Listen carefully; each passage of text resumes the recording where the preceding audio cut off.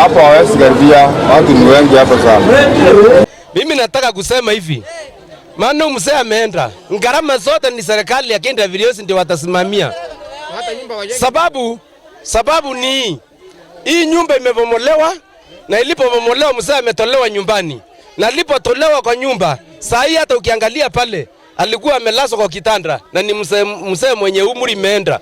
Huyu mzee ameuliwa na ndovu, na kama ameuliwa na ndovu na mtu kuolewa ni ndovu, ni lazima alipwe na Kenya Villiers na hata damages zile zote ambazo zimetendeka hapa mpaka sisimamiwe na Kenya Villiers.